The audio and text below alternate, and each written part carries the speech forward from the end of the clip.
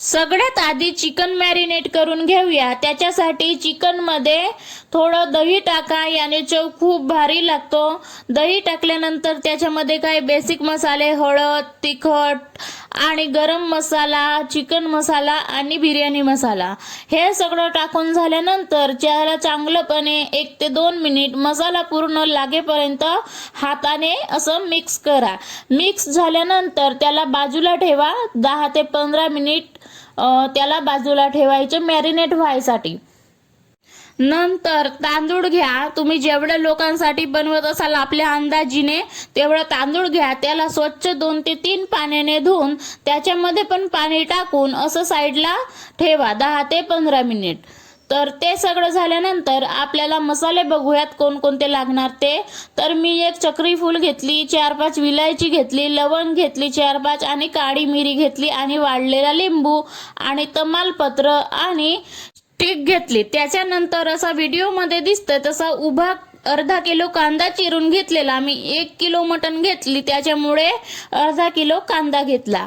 गरम तेलामध्ये त्याला असं फ्राय करा की त्याचा रंग एकदम गोल्डन होईपर्यंत फ्राय करा। ह्या कांद्याने चव खूप भारी लागते। मी थोडा जास्त कांदा घेतलाय कारण मला याची चव खूप भारी वाटते, म्हणून कांदा असा चांगला परतेपर्यंत फ्राय करून घ्या। तुम्ही बघू शकता फ्राय झालाय आणि मी तो काढून घेतला एका ताटीमध्ये। तुम्ही बघू शकता बिलकुल अशाच प्रकारे थोडं गोल्डन होईपर्यंत फ्राय करा। नंतर कांदा फ्राय झाल्यानंतर त्याच तेलामध्ये आपण जे खडे मसाले दाखवले होते ते टाकूयात। ते खडे मसाले टाकून झाल्यानंतर त्या तेलामध्ये डायरेक्ट मॅरिनेट केलेलं चिकन आपण टाकूयात आणि चांगलं चिकन शिजेपर्यंत त्याच्यात एकही पाणी न टाकता त्याला शिजवून घेऊया। त्या चिकन मध्ये आपण तळलेला कांदा पण टाकूयात, वरून कोथिंबीर टाकू आणि चांगल्यापैकी मिक्स करून त्याला शिजवून घेऊ। लक्षात ठेवा आपण ह्या चिकन मध्ये एकही पाणी टाकणार नाही आहोत, कारण चिकनला पण पाणी सुटते आणि आपण दही पण ऍड केलं होतं। जर तुमच्याकडे दही नसेल तर तुम्ही स्किप करू शकता। जर तुम्ही अशा पद्धतीने चिकन बिर्याणी बनवली तर गॅरंटी सांगते महिन्यातून 1 ते 2 वेळा तुम्ही ही रेसिपी बनवून खाऊ शकता। चिकन शिजेपर्यंत आपण इकडे तांदूळ शिजवून घेऊयात।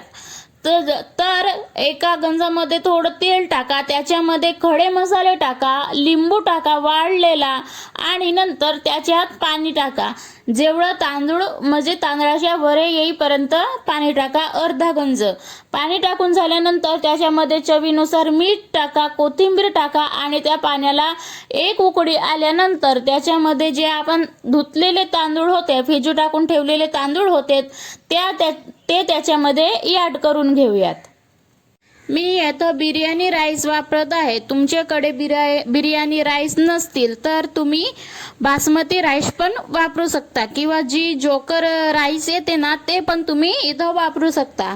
तर पाण्याला छानपैकी अशी 1 ते 2 उकळ्या आल्यानंतर त्याच्यामध्ये कोथिंबीर टाकायची आणि नंतर त्याच्यामध्ये भिजू टाकलेले तांदूळ टाकायचे आणि त्यांना कमीत कमी 80 ते 85% शिजवायचं। आणि इकडे आपली भाजी पण रेडी आहे, तुम्ही बघू शकता। तोपर्यंत आपले तिकडे तांदूळ शिजत आहेत आणि दम देण्यासाठी लेअरवर टाकण्यासाठी मी चिकन काढून ठेवले आहे, थोडेसे पीसेस आणि थोडासा रसा पण काढून ठेवला आहे लेअरवरती टाकण्यासाठी।